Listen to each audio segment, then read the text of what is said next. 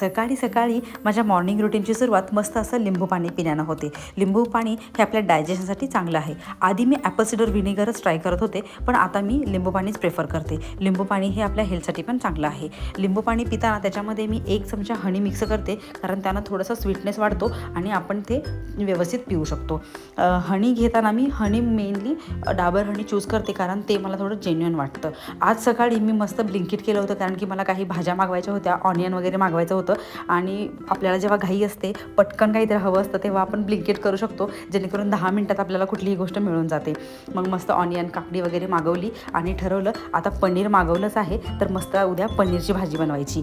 पण आजच्या भाजीसाठी मी प्लॅन केला आहे राजमाचा. रात्रभर राजमा भिजवला होता आणि आता मी त्याला कुकरमध्ये घालून मस्त 2 शिट्ट्या करून घेईल आणि मग राजमाची भाजी फोडणी टाकेल.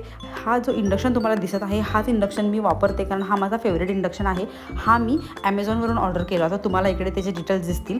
हा एकदम छान असा इंडक्शन आहे, जो मी 2 वर्षापासून वापरत आहे. त्याचे फीचर्ससुद्धा खूप छान आहेत. मी मोस्टली चहा दूध गरम करण्यासाठी इंडक्शनचाच यूज करते. जर तुम्हाला हा इंडक्शन हवा असेल तर नक्की कॉमेंट करा, मी तुम्हाला त्याचे डिटेल्स DM करेल. राजमा बनवण्यासाठीची तयारी पूर्ण झालेली आहे. ऑनियन चिरून घेतला आहे, टोमॅटो कट करून घेतलेला आहे. आता आपण जिरे मोहरी टाकल्यानंतर मस्त ऑनियन त्याच्यामध्ये भाजून घ्यायचा. त्याच्यानंतर त्याच्यामध्ये टोमॅटो ॲड करायचा. थोडंसं खोबऱ्याचा खीस तुम्ही त्याच्यामध्ये ॲड करू शकता आणि तिखट वगैरे ॲड केल्यानंतर त्याच्यामध्ये राजमा ॲड करायचा. झाला आपला राजमा तयार. आणि त्याच्यामध्ये थोडंसं शेंगदाण्याचं कूट आणि थोडी कोथिंबीर तुम्ही ॲड करू शकता. मस्त असा राजमा तयार झालेला आहे. तुम्हाला कशी वाटली ही माझी इझी अशी राजमाची रेसिपी नक्की सांगा.